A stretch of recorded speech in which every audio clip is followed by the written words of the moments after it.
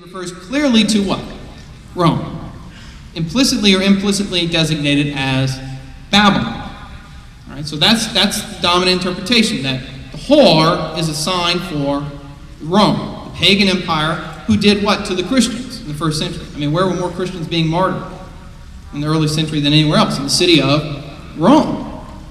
It's one of the reasons Peter and Paul went there, and what happened to them there? Peter was crucified upside down, because he didn't want to be crucified in the same way as the Lord did. He didn't feel worthy of it. And then Paul was beheaded because he was a Roman citizen. So surely the city of Rome did spill the blood of the martyrs. There's no doubt about that. But why would we identify Rome with the whore? Well, if you look number 2 here, there are a few reasons for scholars seeing the whore as an image of Rome. First and foremost, note this. Scholars, when they're interpreting the text, they tend to make the whore and the beast not into 2 distinct characters, but into one. They assume that they're basically 2 ways of saying the same thing. And they do this because they assume that Rome was the greatest of the cities of the earth. I mean, if you're going to say the great city in the first century, what city are you referring to? It's got to be Rome, right? I mean, it's just obvious, most commentators think. Then again, the 7 hills that the woman is seated upon, people traditionally believe that Rome is seated on 7 hills. And then finally, Peter's use of Babylon as a code name for Rome, possibly a code name for Rome in 1 Peter 5, is an issue. So that's one interpretation that's out there. And it has merits in its favor, like the fact that it's the majority opinion. But there's a second opinion that's a minority opinion that I actually think has more weight when you look at the book very carefully and look at its own clues. And that is that the whore of Babylon, although linked to the Roman Empire, as we'll see in a minute, is in fact not identical with it, but rather is a mysterious image, a symbol for the city of Jerusalem, where the Lord was crucified. Let's look at a few reasons for that. Number 1, there are a few Catholic interpreters who take this position. You might want to know about Michael Barber. You may have heard of him. Wrote a great book, Coming Soon, which goes through this in great detail. David Curry has a wonderful book called Rapture. That's an argument against the rapture. And then, of course, we all know Dr. Hahn's book, The Lamb's Supper. A number of Catholic interpreters have been making the case for this position for years. And in this view, the Jerusalem interpretation, there's a distinction made between the various characters. In this view, A, the whore is equated with the city of Jerusalem.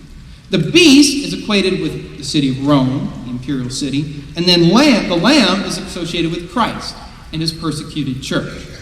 Now, this interpretation changes the way you draw out the meaning of the book of Revelation in very significant ways. But is it really plausible? I mean, is there a good reason to think that Jerusalem is the whore of Babylon? Well, let's look, and I'm going to give you 4 or 5 arguments for why that's the case, and then we're going to step back and talk about why this matters. And I'll tell you this, by the way, as a person who, for years, believed that the whore was just a sign of Rome. It was just a sign for the Roman Empire and the pagan city that persecuted the apostles. But I think on re-examining it, there's a good case for the other position. So let's look at 4 key reasons why Jerusalem and not Rome is the whore of Babylon in the book of Revelation. Reason number 1. John tells you that the whore is Jerusalem. That's a pretty good reason, huh?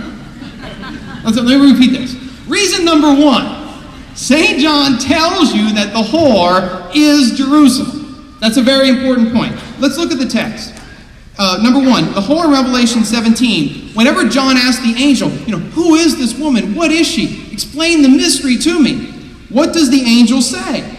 He says, the woman that you saw is the great city, which has dominion over the kings of the earth. Revelation 17:18. Now, in the book of Revelation itself, when does that term great city emerge and what is it applied to? Well, it occurs for the first time in Revelation 11. You back up a few chapters to the book of Revelation, chapter 11. That's the first time the expression, the great city, occurs. It's in a description of John's vision of going out to measure the temple in Jerusalem because it's about to be destroyed. And look at what the text says. Quote, this is from Revelation 11. Then I, John, was given a measuring rod like a staff, and I was told, rise and measure the temple of God, and the altar, and those who worship there. Now pause.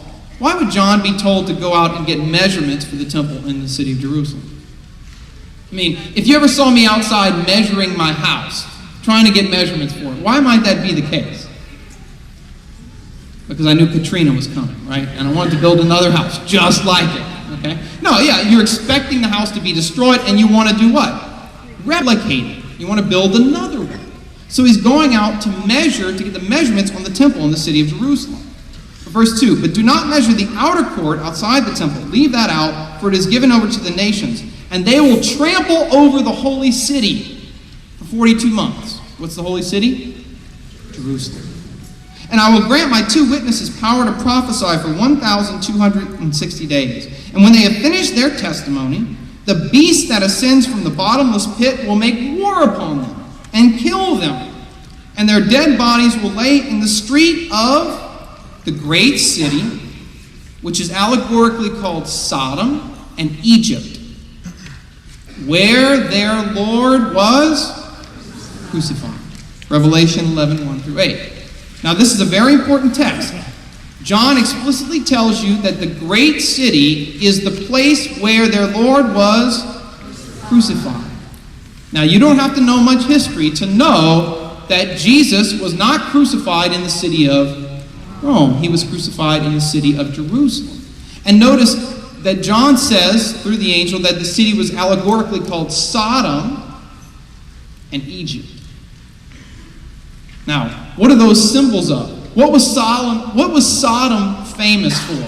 You know, there are a lot of towns scattered throughout the United States of America that have biblical names, right? Like you'll find some cities named Smyrna after one of the churches of the book of Revelation. That's a very common name. What other names? I'm blanking out. Give me one? Philadelphia. Well, that's a Greek name. Anybody? I mean, but it's not necessarily a biblical term. What? Can't hear it. Cana. Okay, yeah, okay. Another good biblical town. How many towns do you find named Sodom? It's like looking for a Catholic kid named Judas. It's just not going to happen, all right? Nobody names their kid Judas.